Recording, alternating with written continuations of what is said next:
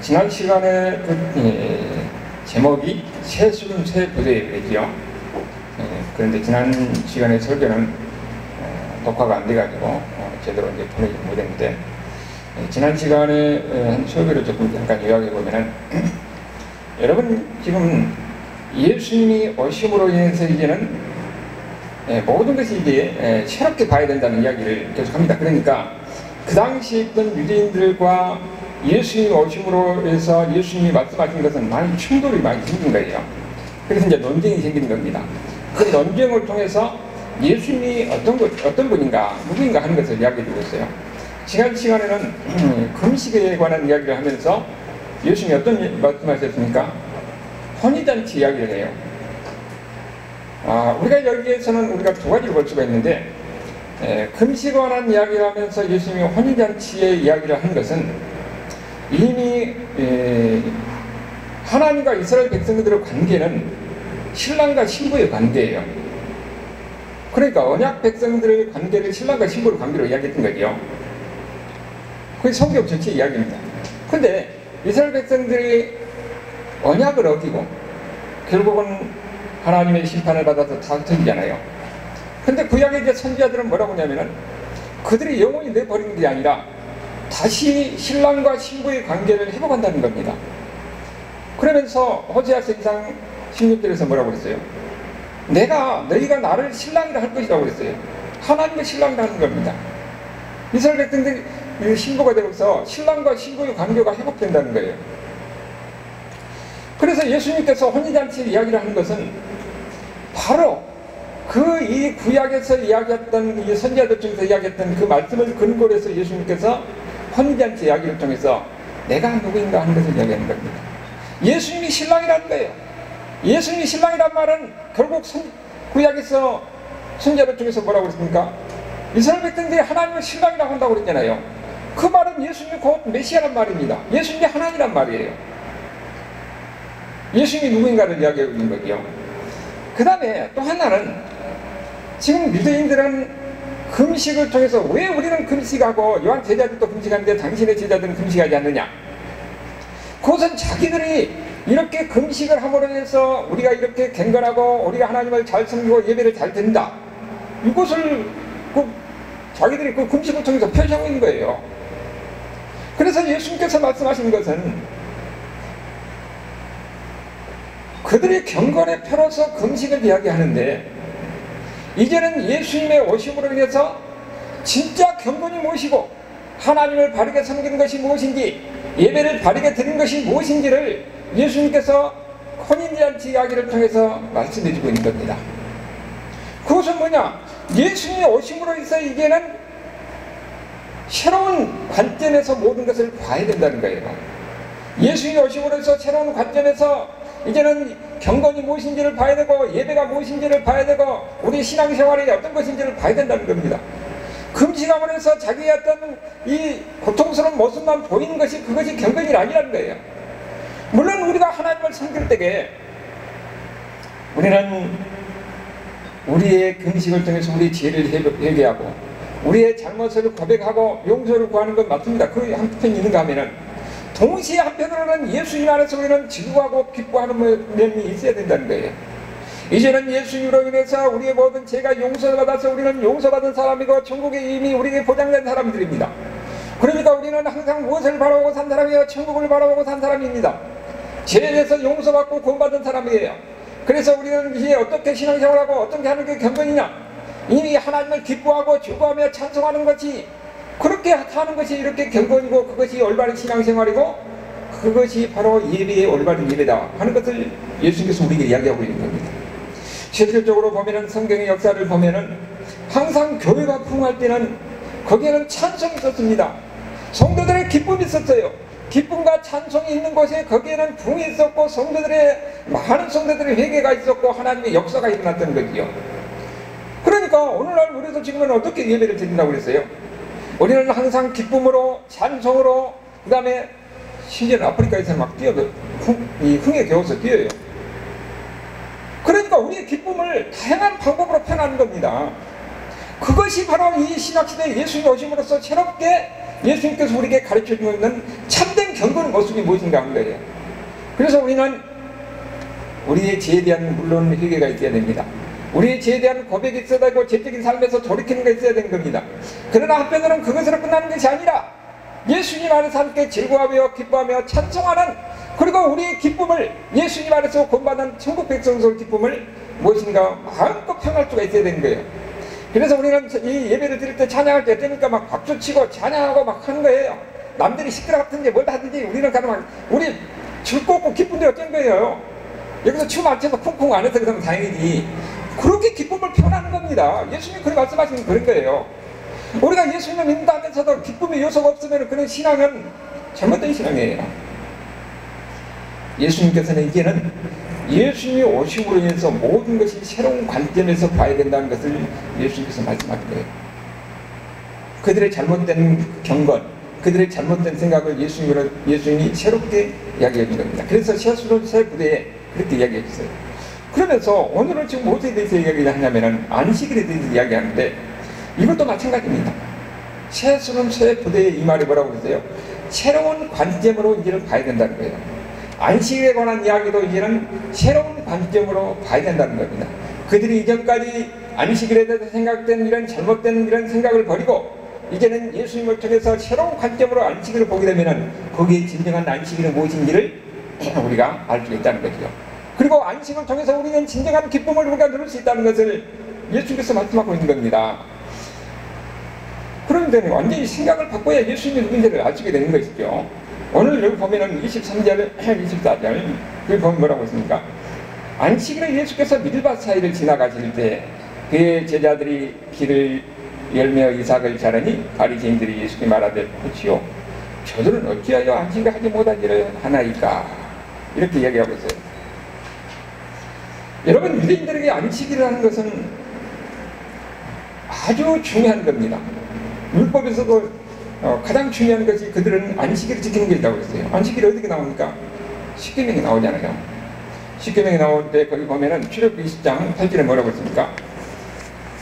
안식일을 기억하여 거룩하게 지키라 그랬어요. 안식일을 거룩하게. 여러분, 지금 이스라엘 백성들이요, 가나안 땅에서 노예 생활을 했잖아요. 애굽에서 노예 생활할 때는 그 사람들이 노예들이 휴식이라는 게 있어요? 없어요? 없어요. 그들은 계속 일만 해야 됩니다. 노예가 무슨 쉬는 시간이 없잖아요. 그런데 하나님이 그를 구출해서 어디로 보냈습니까? 가나안 땅으로 광야를 거쳐서 시내산에서 이 율법을 주지요. 그리고 가나안 땅에 들어가면 어떻게 하라고요? 안식일을 지키라는 겁니다. 안식일은 뭡니까? 7째 날에는 쉬라는 거예요. 여러분, 노예 생활을 하다가 일주일에 하루를 쉰다는 것은 완전히 삶의 패턴이 바뀌는 거예요. 우리가 이건 사람이요, 우리가 인간의 역사 속에서 쉰다는 개념이 없었어요. 쉰다는 개념이. 근데 하나님이 일주일에 하루는 쉬라고 언제 말씀하셨어요? 지금부터 3,500년 전이에요. 출애굽기가 BC 1,500년 전이니까 거의 3,500년 전에 하나님이 뭐라고 그랬습니까? 이스라엘 백성들을 애굽에서 노예 생활하는데 이제 너희들은 앞으로 일주일에 한 번씩 하루 쉬라는 거예요. 그러니까 일주일에 하루 쉰다는 것은 완전히 삶이 달라지는 거지요. 근데 어떻게 쉬라고 그랬냐면은 그 8절에 그랬잖아요. 안식일을 기억하여 거룩히 지키라 하는 명령이잖아요. 어떻게 거룩히 지키냐 했더니 7째 날은 9절 10절에서 그 이야기를 하고 있잖아요. 열째 동안에 힘써 내 모든 일을 행할 것이나 10절에 7째 날 내 하나님 여호와의 안식일에 너나 내 아들이나 내 딸이나 내 남종이나 내 여종이나 내 가축이나 문 안에 있는 손님이나 아무 일도 하지 말라고 했어요. 그러니까 그날은 7째 날은 무조건 쉬라는 겁니다.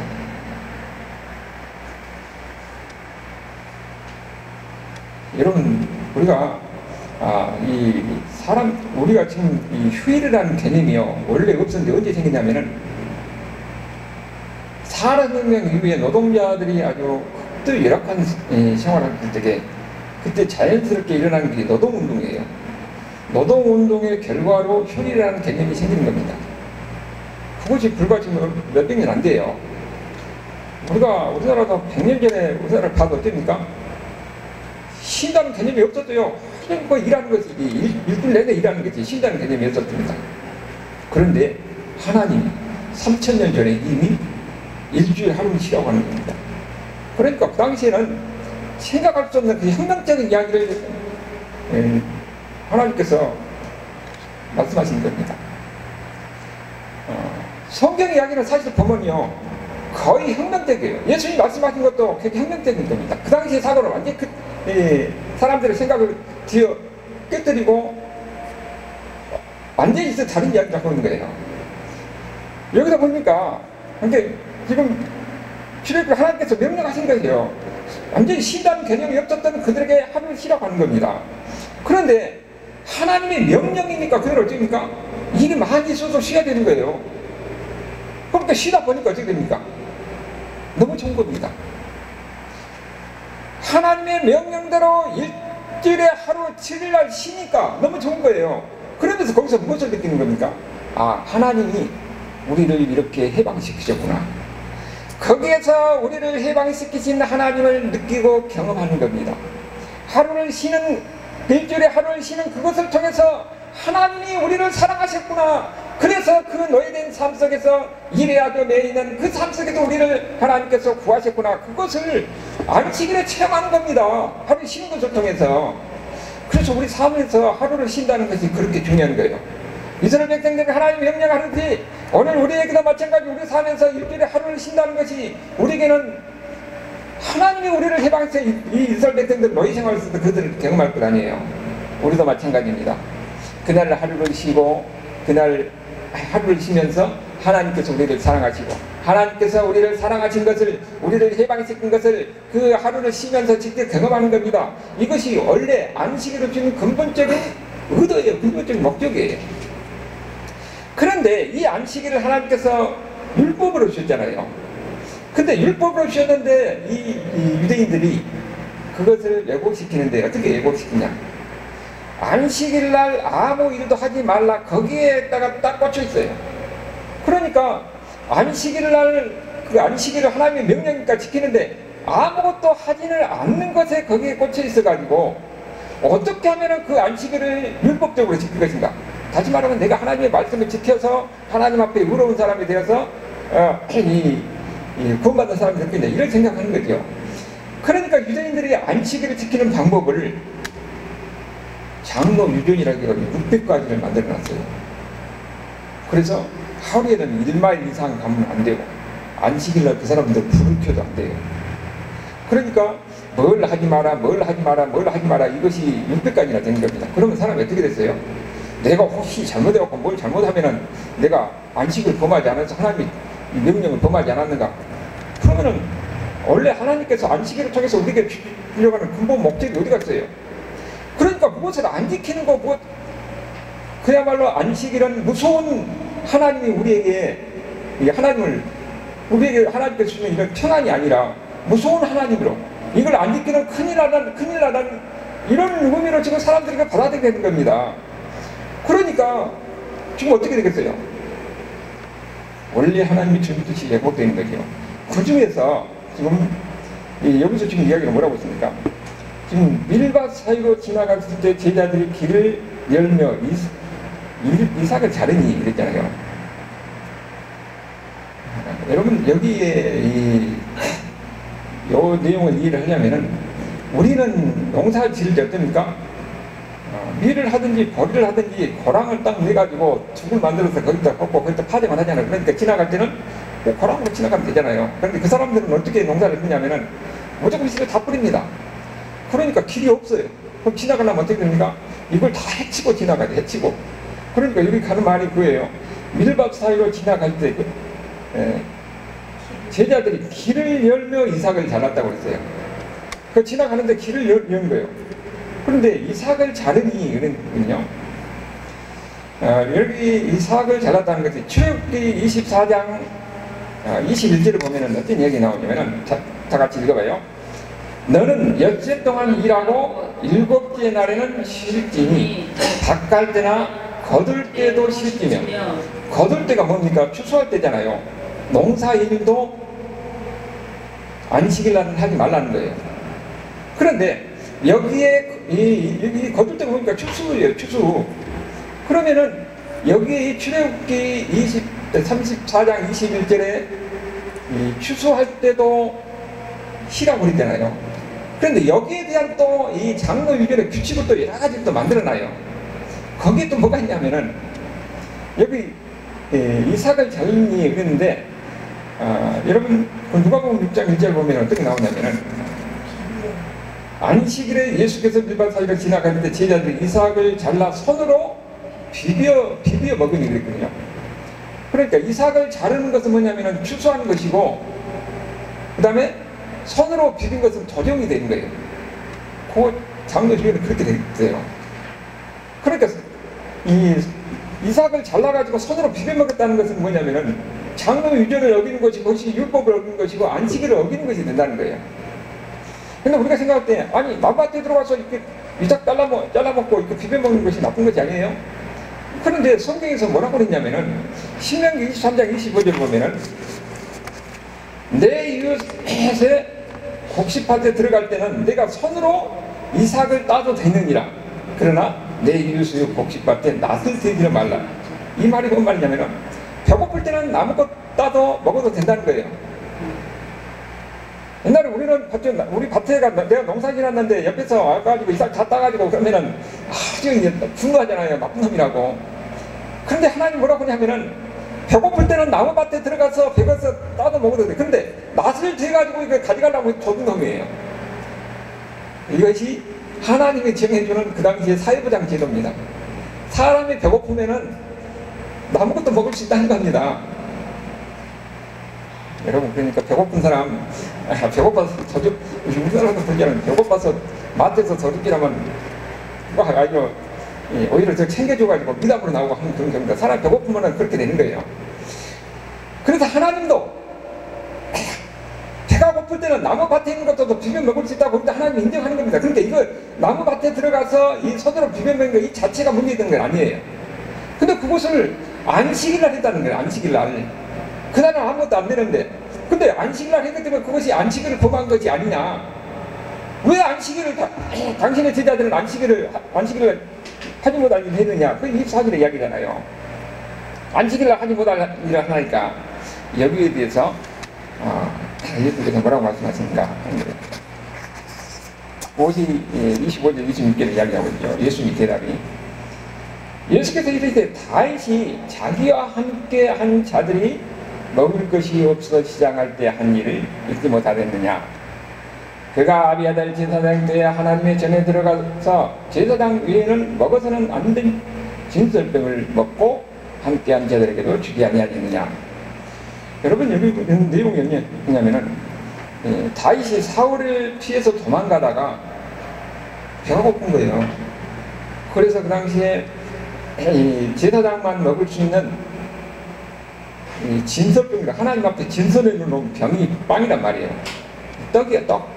그 사람들은 이 빵을 주식이니까 하나님 앞에서 하나님만, 근데 제사장만 먹을 수 있도록 해놓는 하나님 앞에 드리는 이 성전에 놓는 우리도 약간 밥이죠. 밥을 달라고 해가지고 자기가 먹은 거예요. 그러니까 제사장만 먹고 다른 사람 먹어서는 안 되는 것을 다윗과 그 부하들이 달라고 해가지고 먹었는데, 하나님이 이 먹은 것에 대해서 그 후로 보면은 다윗과 그 제자들을 책망하는 이야기 안 나와요. 그들이 벌을 받았다는 이야기도 안 나오는 겁니다. 그래서 예수님께서 하신 말씀이 뭡니까? 그들이 먹은 것에 대해서 하나님이 책망하느냐? 그게 없다는 겁니다. 그러니까 율법의 근본적인 정신은 배가 고프면 그것도 먹을 수 있다는 겁니다. 여러분, 율법을 주는 것이 하나님이 우리에게 하나님의 구약성의 율법을 주는 것은 우리를 위해서 주는 거예요. 우리를 사랑하기 때문에 하나님께서 율법을 준 겁니다. 거기에서 율법을 통해서 근본적인 목적이 뭡니까? 하나님의 사랑이에요.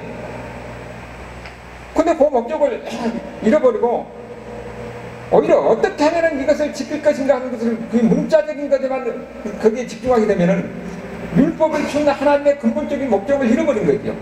그 대표적인 게 안식이라는 겁니다. 안식이라는 하나님께서 우리에게 사랑해서 일주일 내내 노예 생활하고 있던 그들에게 하루를 쉬라고 하는 겁니다. 그들이 쉬면서 그들의 하나님의 사랑이 무엇인지, 하나님이 어떤 분이 우리를 하나님이 어떻게 사랑하는 것을 신을 통해서 그들을 경험하는 거예요. 그것이 안식일을 주는 근본적인 목적인데, 안식일은 무엇을 했느냐 무엇을 안 했느냐 이것을 했느냐 저것을 자꾸 하게 되면 원래 하나님께서 안식일을 주신 그 목적을 잃어버리는 거죠. 그래서 그것까지 이야기하는 거죠. 그러니까 그들은 자꾸 문자적으로 어떻게 하면 하나님의 명령이니까 이들을 지켜야 된다 하면서 수많은 600가지 이 장로 규칙을 만들어가지고 하루에 얼마나 가면 안 되고 무엇을 하면 안 되고 무엇을 하면 안 되고 그러다 보니까 안식일에 아주 뭡니까 무서운 안식일이 되버린 거예요. 혹시 내가 뭘 하면 이 하나님의 말씀을 범하지 않았을까, 문자적인 것에 의지하게 되고. 그러니까 원래 하나님께서 안식일을 주신 근본 목적이 왜곡되어 있는 거지요. 그것을 지적하는 것입니다. 예수님께서. 안식일은 안식하는 날입니다. 안식하는 날. 하나님이 주신 안식을 누리는 날이 바로 안식이라는 것이죠. 그런데 유대인들은 그것을 진짜 하나님께서 준 안식을 누리지 못하고 오히려 무엇을 자꾸 하지 말라는 것이 쌓여가지고 오히려 이 하나님의 백성들을 괴롭게 하는 날이 되어버린 거예요.